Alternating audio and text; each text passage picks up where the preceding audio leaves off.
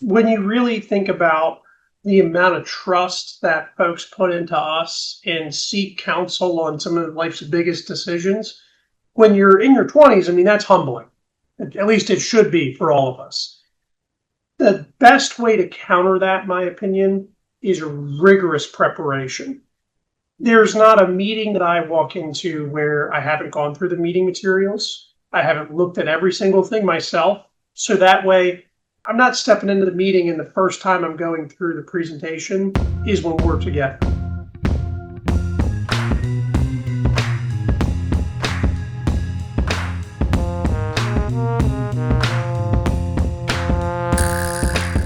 Hey everyone, welcome to this episode of the Blueprint in FPA NexGen Podcast.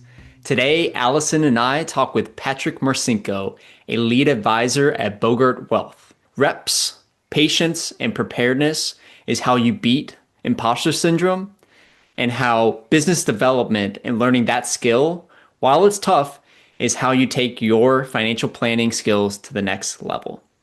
Let's take it away.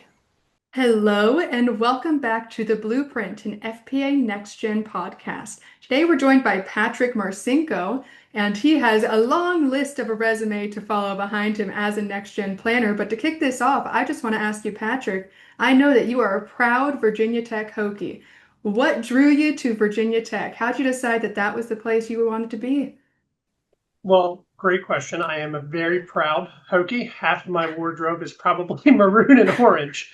I had a lot of family go to Penn State, and I'm originally from Baltimore, Maryland. So it was between Penn State, College Park, and Virginia Tech.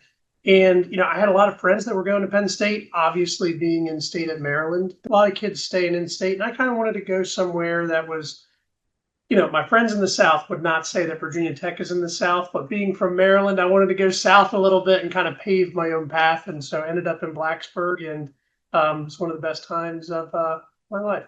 Enter Sandman as your alarm that you wake up to every morning? It is, especially now with the new coach. I think Franklin's going to do great. So you got a little more life. I understand man had to retire there for a few years, but we'll see what this fall brings for sure. Absolutely. Well, let's dive right into it. $5 million basis fund that you are the co-CEO of. Mm-hmm. Tell us about that. What is it? What does that even mean? Great question. And it was one of really kind of the foundational experiences that I had at Virginia Tech. And so we were a $5 million fixed income endowment. So I learned a lot about bonds, which at 18 years old, 19 years old is the furthest thing you would think you'd start with in college. But we had a team of 20 and 30 students. It was all student run. It was real money. So we were making decisions on buying X investment or Y investment. And for me, number one, it connected you with some of the most fascinating people in Pamplin. Pamplin was the business school at Tech. And it was just a collection of folks that wanted to work really hard, that enjoyed finance, but it was just a place for us to share ideas, figure out, hey, what do you want to do in your career path? Because we had folks that went on to do sales and trading. We had folks that went on to do investment banking. We have a lot of folks now that are doing financial planning. And it was a fantastic experience. And so my role in that became initially started in our rates group. And that was, hey, I started messing with Excel, and they quickly realized my modeling skills were not to the tier of the bankers. And so they said, Pat, you need to go talk about the markets. That's going to be your thing. And I got really good at it and I liked it. But I think through that, it pushed me to financial planning a little bit because I love talking about the markets. I didn't love reading the latest earnings report for X, Y, and Z company. Mirror that with some planning classes, I think it really supplemented me well. Well, and I think that kind of leads into one of the stories you wrote about, and maybe you could tell us more, is like you had two sets of grandparents and you saw two different journeys. Tell us a little bit about what that experience, what that taught you and led you to financial planning. So right around the time that I was coming into tech, both sets of grandparents were kind of going through that transition period of getting deeper into retirement. And you could see that, hey, one set had a very clear plan, had an advisor, they had good portfolio management, but they had a plan. They knew how much they could spend. They knew, hey, if I want to transition to a 55 and older community, what does that look like? Can I afford that? How do I do that? And they had a very seamless transition for the most part. On the other side of that was the opposite. Hey, we don't have a lot of assets. We don't have a plan. And you really put family members in a tough spot because they're the ones that kind of have to step in and support. And there's nothing wrong with that per se, but it became very evident as I was going into tech of like, hey, if you have a plan, if you have someone being kind of your North Star, it's going to look a heck of a lot different, regardless of how much money you have. Just the idea of having a plan was instrumental. And so I'm coming up through tech. I'm with all these guys and gals that are, we're reading the Wall Street Journal thinking we're cool and all that stuff. Mirror that with on the side, I'm kind of watching this like, holy smokes, this actually matters. And that's where I started to bridge that gap of kind of more technical institutional finance with, hey, there's some folks over here that we can really help and build, a good foundation for them going forward. It is amazing what we're able to accomplish through investments, but the financial plan is really the foundation of how we succeed long term. And so in navigating that path from being more investment focused, as most of us are starting out in college, most of us start with a finance degree. There's a lot more financial planning degrees out there now. But when you started and you decided you wanted to make this transition from being more focused on investments to being more focused on financial planning, what resources did you turn to and what skills were you trying to develop in addition to your investment fundamentals? Incredible question, because I think a lot of us can attest that when you're coming up as a paraplanner, when you're coming up as an analyst, first thing you do is data entry, account opening. It is the fundamentals. But then you get to a little bit more advanced planning where it's talking about e-money, Money Guide Pro, Right Capital, whatever you want to design.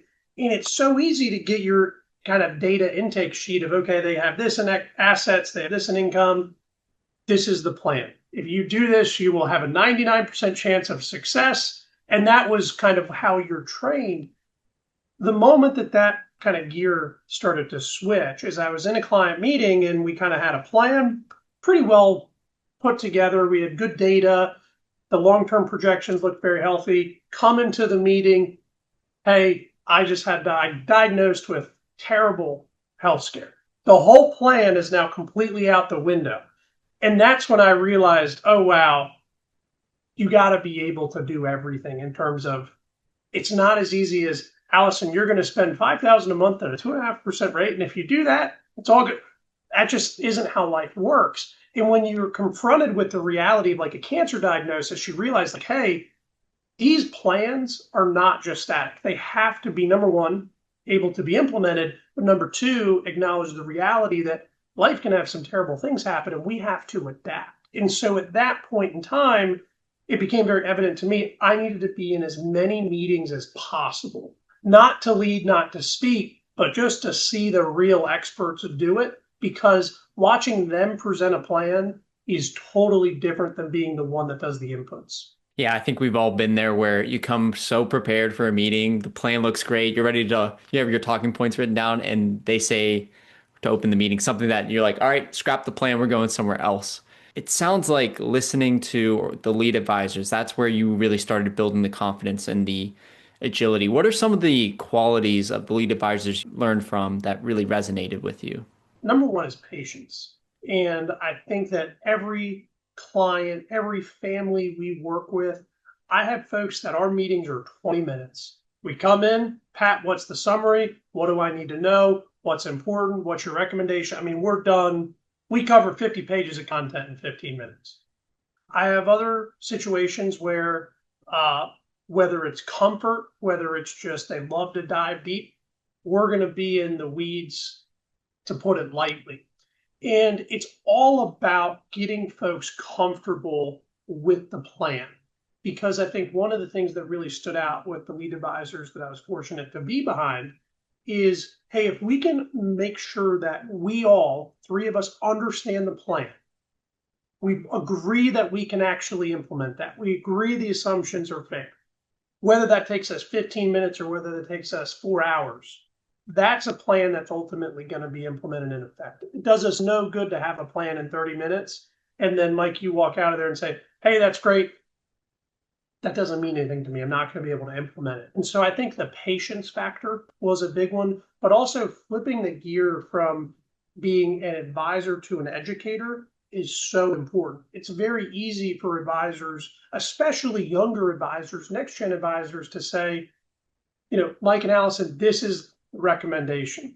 It's not our job. It's not, number one, our job to make those decisions for our clients. Number two, it's not our money. And I think it's important to keep in mind, hey, this is their money.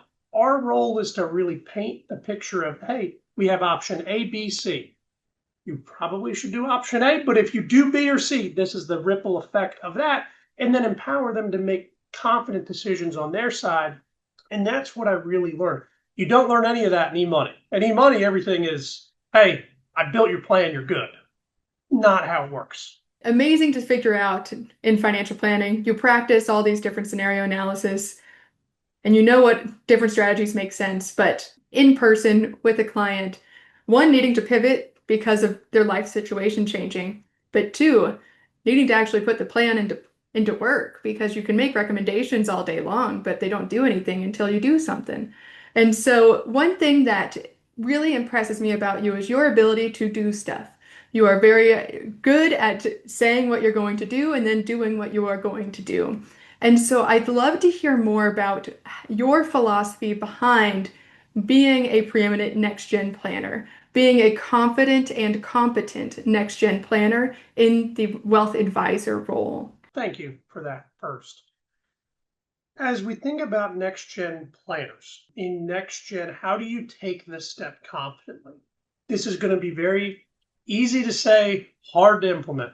The number one thing is you just have to slow down. I can't tell you how often when I was building plans and e-money, I'm like, I got this. Just let me go. Let me go. I'm ready to be in the seat. I'm ready to be number one. And the moment you realize, like, I'll give you an example. We were meeting with someone. I had built the plan. Plan looked good. I'm very proud of my analysis. This was more of a technical client. I was ready to go toe to toe. First question was, hey, if I delay Social Security, how does that operationally look like? I had no idea. And it was the realization of like, hey, there are questions that you have no idea that are coming. And so how do you build that confidence?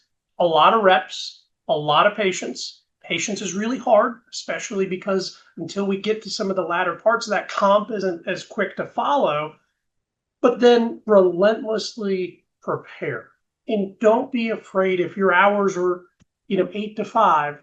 Hey, in order for you to deliver plans, if you need 30 minutes in the morning to really dive into a topic, don't be afraid to expand some of the hours. Not saying you have to work until 1 or 2 in the morning, but I think some of those extra hours incrementally, 30 minutes here, 60 minutes here, goes a long way. And then pair that during the day with, Allison, I know we were just in the plan. You mentioned to Mike that this was the strategy for Social Security. Like, could we talk about that after the meeting? And then quickly get the debrief. I can't tell you how much I learned from popping in the advisor's office after the meeting and saying, hey, what's that? And so be very curious, be patient. And the other thing is you got to do what you say you're going to do. And I think that raises your credibility with clients, where clients don't want uncertainty. If we talk about something and they're like, well, maybe Patrick's going to do it, maybe he's not, that raises a level of uncomfort. As opposed to if we meet and they know just on the fact that I'm always on time, I always send confirmations, it's the little things that build that goodwill, you get a lot more grace. And that is really important, because as a next-gen advisor, you can have all the confidence, you're still going to have moments of like, whoops, didn't think that through, or you're going to need some grace. And so the best part of asking for grace is if you have goodwill. Yeah, part of what we're selling as advisors is peace of mind. So following through what you say you're going to follow through with adds to that benefit. Yeah, I mean, completely. And if you're the advisor that you're late to follow up or you're missing things, are you really giving peace of mind? I'd say no. So you said a lot of reps, a lot of patience.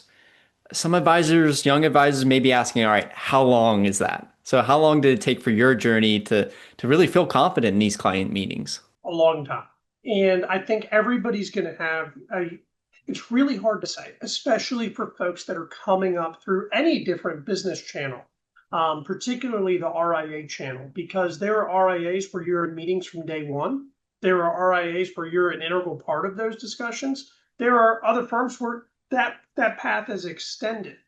And I think there is an element of, you probably need 24, 36 months of shadowing, being in the seat. And I think we're often very quick to not draw similarities between the medical field and financial planning, but it's very true. There's a reason when you go to the doctors that the folks right out of university, they stand there, they take notes, don't say anything, and that lasts for a long time. And there is this myth, in my opinion, that financial planners can go from bachelor's to CFP in 6 months, that November cycle, and then we're ready to advise people with millions and millions of dollars. And I just go back to think about what you're trying to do. You're trying to get some of the most highly sophisticated, highly wealthy people in the world to take your advice. It's just going to take time. Whether it takes you 5 years, 6 years, 7 years, I think not only the life experience helps, but just being in different situations where if someone says, hey, I just lost my job, or hey, I got this windfall of money, you've at least seen something similar where it's not the client's first time doing something and your first time doing something, because that's tough. That's a tough one to be in. But luckily, there are a ton of good RIAs where you can shadow. I think that shadowing and being a wealth advisor associate to just sit in and see other advisors handle situations adds a ton of credibility to your experience because you've seen other situations and helps you to understand situations a little bit more nuanced than a textbook can teach you. Those are all great points. I want to ask you the key mark question that we are asking this season. As an early financial planning professional, what is something that you would recommend they start or stop doing to accelerate their career? When you come out of university, you're really excited. You have probably a lot of time, especially if you're working kind of a normal work schedule.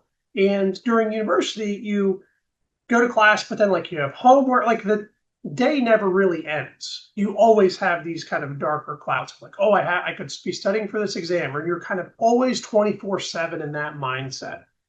And when you transition to your first job, whether it's a paraplanner, associate, CSA, whatever the role is, most folks aren't having that same workload. You're kind of constrained to certain hours. And so there's a temptation to go get involved in everything you could possibly do to fill in that gap. And one of the things that I hear from a lot of folks in FPA is, hey, I don't want to say I'm bored, but I have so much capacity, I can go. I was that when I was right out of school. So any opportunity, any happy hour, any event, I was there all the time. But what I will say is, as your work starts to ramp up, as you take more and more responsibilities, as you start to be responsible for clients, your work capacity is going to expand. And you do have to start to prioritize hey, yes, I can go to all of these events. Yes, all of these things would kind of check a box that I'm busy, but busy doesn't always mean that you're learning. And I think there's a big switch that I was making of, hey, I need to be a little bit more intentional of, I can't just go to everything for the sake of going to everything to check a box. You have to be deliberate and not to say everything's calculated, right?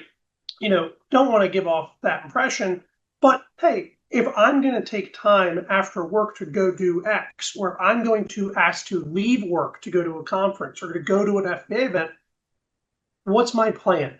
What am I going to try and get out of that? What am I going to try and learn? And it goes from a check the box mentality where, newsflash, you don't get any points for going to the most events. You eventually get the most points for adding the most value. And when you become intentional with your time, number one, it's going to help you balance a very busy schedule as you get kind of your feet under you. But number two, it's going to help you become a better advisor, being more intentional. So essentially, you're saying you got to say no to more things to enhance the value you're able to provide. Is that right? Correct. How do you go about deciding what you should say yes to? As you go through every day, there becomes some gaps, right? Gaps where, hey, I may not be familiar with X topic. there was recently a presentation we were invited to. It was about doing securities-backed lending. Could be interesting. I don't think I would ever implement that over the next 12 months. As opposed to, there's other events around the same time or same time commitment about like, hey, how do you fight imposter syndrome? And so I try and find things that are directly applicable to me that I can take back to make me a better advisor, not just, hey, this is an FPA sponsored event. I should definitely go to that because I'm checking the box. But I think you kind of, in the back of your mind, start to map out and say, hey, I'm really struggling with understanding mortgages or really struggling with Social Security. And then if you see an event pop up, you should be the first one to jump on that. But if someone's talking to you about alternative minimum tax and you're like not quite there, don't burn an hour of your time on something you're not quite there at. And so I think that's a big part of it. What are some of your favorite resources for learning some of these topics that you want to gain further insight on? I'm a big podcast guy. I wake up, I have a podcast on, I cook dinner, I have a podcast on. So the FPA has done a great job of having a podcast like this one. New Planner Recruiting has a podcast. But I think it's starting to find folks within the industry that, number one, are giving away free content. Michael Kitsis, Matthew Jarvis from the Perfect RIA are great examples. And just slowly start to follow them. I know Kitsis and Carl have a podcast. There was one the other day where it was talking, really to firm owners. I'm not a firm owner. And so I was just like, hey, I'm going to skip that and go to another podcast more applicable to me. And so for me, when you think about how fortunate people would be to be in a room with some of our, industry leaders, I mean, a lot of these industry leaders are just openly talking, quote unquote, to you for 60 minutes for free, whenever you want, whether that's at midnight or 5 a.m. when you're at the gym. And I think that that's really exciting. And also in this industry, you have so many firms that, we don't have typically, 100 first-year analysts that all start in the same class. And so we have to a lot of times go outside our firms to get perspectives that exist on the industry level. And people like Matthew Jarvis have been a tremendous resource for me, whether it's his book, his podcast, his YouTube channel, even 5 minutes of like, this is how he takes notes in meetings. And I'm like, wow, I'm now going to steal that. And you can't always take everybody's advice and say, I'm just going to implement it one for one. But in all of the advice, there is a translation back that you can make to your firm. Yeah, I'm a big podcast guy too. And sometimes it's hard to follow a podcast and you're like, oh, that topic's not for me, but I don't want to skip it. I like hitting all of them in a certain week. So I get what you're saying there. I really like it. You run into stuff. I will say, like I said, tonight when I'm cooking dinner, I'll have one on. I'll probably catch 30% of it, but to me, that's better than nothing, right? Yeah, absolutely. Well, you mentioned something a little bit earlier. You mentioned going to a seminar about imposter syndrome.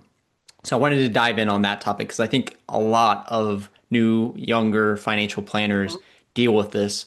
Was that something that you dealt with? And if so, how did you overcome it? Still do.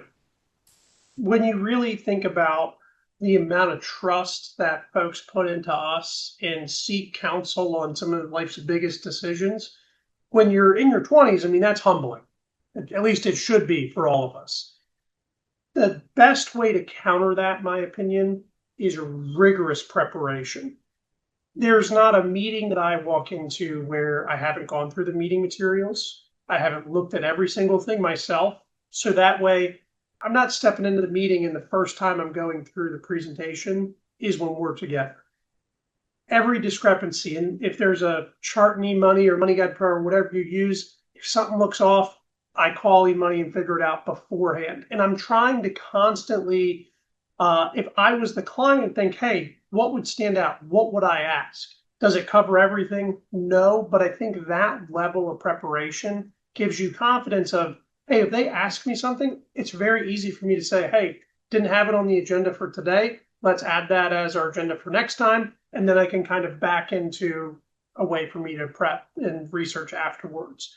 But whatever your topic of conversation is, make sure you really are prepared. For example, with my lead advisor, one of the things that we did when I first started talking to clients was he would do 80% of the meeting, and then 20% I talked about markets. I had 3 things to talk about. That was all I talked about.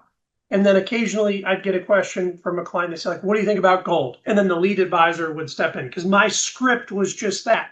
And when you do that, you build that kind of verbal dexterity muscle, which is really important, builds your confidence, and you snowball.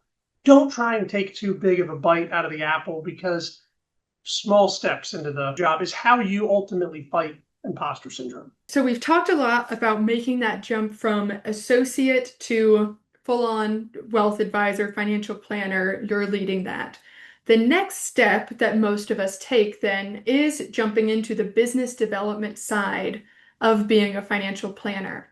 And so a lot of NexGen planners that have been in the NexGen community for a few years now and are now looking at what is that next phase of starting to build my own book and source my own clients. Have you started that path? And what are you doing to develop that skill? It is a big transition going from servicing existing relationships to that. There have been a lot of stumbles along the way. That is where I've put in a lot of shadowing, where I wanted to really watch other lead advisors go through the process from zero all the way to clients are onboarded, we're delivering the advice. That's step number 1. You have to shadow that. If you shadow anything, I would shadow that process, not just the intro meeting, not the sales meeting, like the whole thing. But number 2, I think you want to constantly set expectations with the prospects that you're working with and talking to, so that they understand, hey, where are we about to go in this process? Today, we're going to do a discovery, going to do this next time. And, meeting 3, we're going to ask decision to become a client, and become very specific as to what each meeting entails. What is the value you're proposing in each meeting? And that comes with a lot of trial and error. But the number 1 thing is you want to be very thorough. You want to be very deliberate. And I do think there's going to be skepticism at first. You're very young. You're going to people that are, in most cases, a lot older than you. And so if you get a question, whether it's about your fees, whether it's about your cost structure, write those down and say, hey, fair question, probably stumbled on that, and make a very long list. So that way, as you do have downtime, or if you do catch a couple hours in the week, you can really think about, hey, this client asked me about fees or how our fees are structured. Maybe I can get 15 minutes of Mike's time as another lead advisor, ask him how he positions that, how he talks about that. And then I do a lot of rehearsals, actually. I even can set up a Zoom, record myself, because when you watch that back and have to listen to your own voice, it's a whole different ballgame of feedback. And that really helped me, is the scripts, is not necessarily like doing the meeting before the meeting, but if there's a part of the meeting where, whether it's talking about, like I said, fees, integration of tax, at what point do you do the close, the onboarding, like I actually rehearse a lot of those things. So it's not just me spitballing the first time, because as you all know, it's very evident if you're kind of 50-50 and like, oh, I think now we maybe would open accounts, and like, I think we would maybe send you a dot. That gives no confidence. And if I was handing someone my life savings, I would be like, you think we open it? Like, come on. Just reps and confidence. There's a theme evolving here, like reps, practice, shadowing, like getting primed before you're ready for showtime. And I think Matthew Jarvis is pretty big on that. Like he says something around, you don't try things out on your clients. You try it outside of the client meetings, and that way you're prepared for it. Yeah, this was recently. I was like changing how I talked about our cost structure. And I was like, the prospect meeting is going good. I'm like, you know what? I'm going to try it. Completely botched. We'll never, ever do that again. That is something that should have been rehearsed. Did it damage the presentation? No. But it's also one of those things where if you misspeak, you kind of catch it at a much higher rate than the person on the other line. But it was very evident. I'm like, this is something that needs to be thought out, practiced. The other thing is you really have to understand your service, right? What are you truly offering? If someone asks you, hey, at what point does your fee break? Or how do fees get charged? Or who are my accounts with? What point do I get online at? Like, you should know a lot of that with confidence. Part of that comes with reps, part of that comes with practice and preparation. But really, if you're guiding someone to making a transition, you want to constantly front run them to say, hey, on the next turn, these are the 5 things you can expect. On the next turn, you're going to get this. That way, if there is a hiccup, hey, Mike already told me that was going to happen. Or Mike, hey, I got this thing in the mail. Mike already told me he'll help me with paperless next meeting. It disarms the prospect or it disarms the client and prevents that snowball. And I think that that's where a lot of next gen planners can get into trouble, is the lack of confidence, the lack of prep. That doubt snowballs. And once that snowball builds too big, you're going to lose the client. Prospects want a confident guide going into this. Clients, unfortunately, haven't worked with an advisor. We're the first go at it. So you got to be really confident in guiding them into this transition. 100%. Well, so since we're talking about it with business development, one of the big things that you're going to deal with is obstacles, objections. So tell us a little bit about some obstacles you've had to go over or accomplish. One of the things that constantly is being driven in the industry is outside folks will talk about cost, and they'll say, well, I could get this service for 0.1%, or I could get this service for $200 an hour compared to a different cost structure, whether it be mine or someone else's, that, that's more of a premium fee. The client side, financial planner is financial planner. But I think all of us know, hey, financial planner that's doing your tax prep, that's doing the tax planning, doing cash flow planning, that's having multiple meetings a year, that's also doing the investments, coordinating with, the attorney.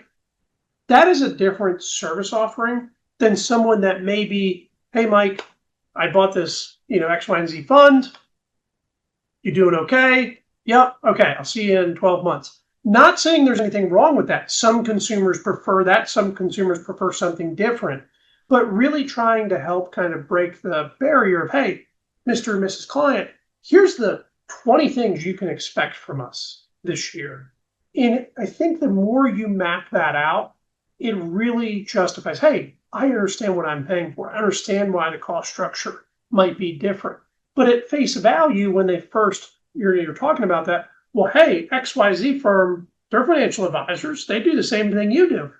Not always the case. It can be difficult in the financial planning field for clients and even people new to the field to really understand the difference between different financial planning firms, because everyone does it a little bit differently. There's a lot of people and a lot of professions underneath the term financial planner. So there's a lot of education that needs to go into understanding what type of financial planner you are and what you are able to provide through your services.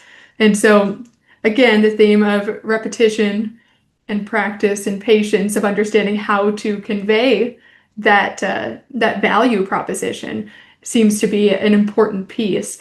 One piece I want to dive into, alongside all the things that you're doing within your job to develop this skill, is there anything that you're incorporating outside of work that you see providing benefits within your field as a financial planner? Is there any extracurricular that you're involved with that you see gains in within being a financial planner? In short, yes. So one of the things that I've been involved with is serving on some of the alumni boards for Virginia Tech and really doing some, not only mentorship, but I've also done some other stuff with some nonprofits and kind of pro bono financial planning.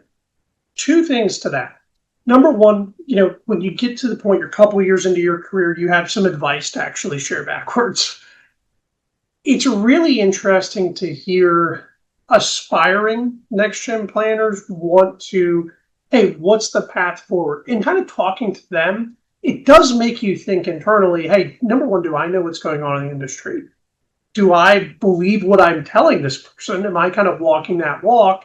And then on the pro bono side, I think the more you can explain things in terms of kind of being a teacher as opposed to an advisor, they're one and the same, but they're also not. And especially for folks that really value that education. Again, whether that's mentorship to another, person in the field, or whether that's pro bono financial planning, that opportunity to take some time to really get back to the basics of A plus B equals C and explain that in a manner that you're not talking to another professional that communicates with all of the acronyms and alphabet soup that we may talk with. It forces you to slow down, really think about the process, really think about the concepts. And I find that very valuable. How has being a part of FPA NexGen enhanced your career?